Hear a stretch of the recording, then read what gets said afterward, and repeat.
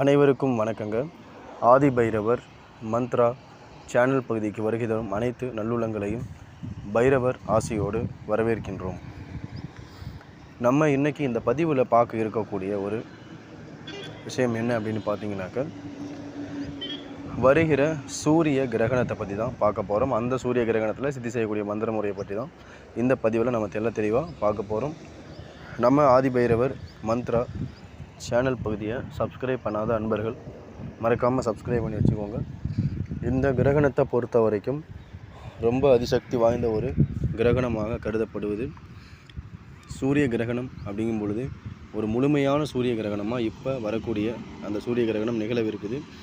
இது எந்த டைமில் எந்த நாளில் நிகழுதுன்றதை ஒரு தெளிவான விளக்கத்தோடு சொல்லிடுறேன்.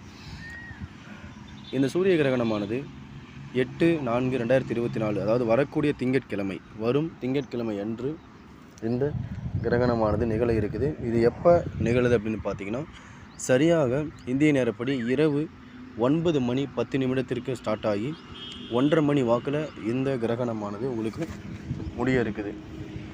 அதாவது கிட்டத்தட்ட பார்த்தீங்கன்னா இந்த சூரிய கிரகணமானது ஒரு 4 மணி நேரம் கிட்டத்தட்ட தொடர்ந்து நடக்க இருக்குது. முழு சூரிய கிரகணம்.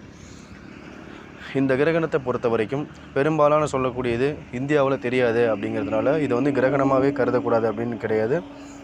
உலகத்திற்கு ஒரு சூரியன் ஒரு சந்திரன் தான். அதனால் இது முழு கிரகணம். உலகத்தில் இருக்கக்கூடிய எல்லா நாடுகளுக்குமே இந்த கிரகணமானது பொருந்தும். அதனால் கிரகணம் அப்படின்றது ஒன்று தான். அந்த நேரத்தில் நம்ம எந்த மந்திரங்கள் சித்தி செஞ்சாலும் வெற்றி ஆகும்.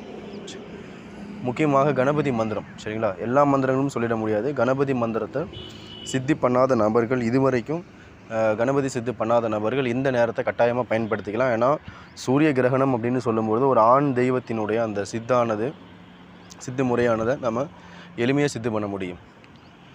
இது ஒரு கைகண்ட முறை. இந்த 9 மணிக்கெலாம் ரெடியாக இருந்துட்டு கூட ஒரு 1:30 மணி 2 மணி வாக்கில் இந்த மந்திரம் சொல்லி நீங்கள் எந்த கணபதி மந்திரம் சொன்னாலும் சித்தி ஆகிடும். ஆனால் மந்திரம் சொல்லக்கூடிய நேரங்களில் எந்த விதமான நீங்கள் கவுண்டிங்கே வைக்கலினாலும் பரவாயில்ல, உங்களுடைய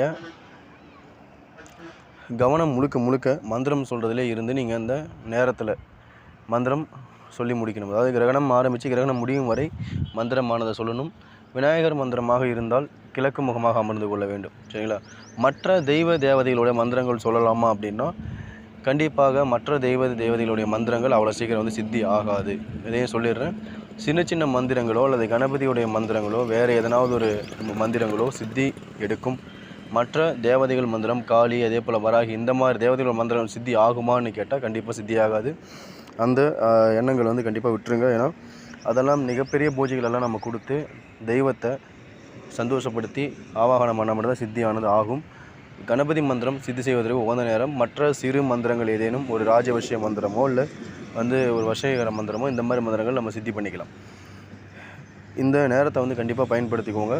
வருகிற திங்கட்கிழமை 8ஆம் தேதி அன்று இரவு 9:10 1:30 மணி வரை இந்த கிரகணமானது சூரிய கிரகணமானது நீடிக்க உள்ளது. கட்டாயம் இது எல்லாருமே இந்த நேரத்தை பயன்படுத்தி விநாயகர் மந்திரம் சித்தி பண்ணாத நபர்கள் இந்த நேரத்தை பயன்படுத்தி சித்தி பண்ணிக்கோங்க. அதே மாதிரி கிரகணம் முடிஞ்ச பிறகு மஞ்சள் தண்ணியில் கொஞ்சம் வேப்பிலையை போட்டு பச்சை கற்பூரம், சரியா, கொஞ்சம் பச்சை கற்பூரத்தை நுணுக்கி நீங்கள் நீராடிடணும்.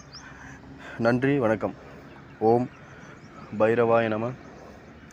ஓம் சிவாய நம.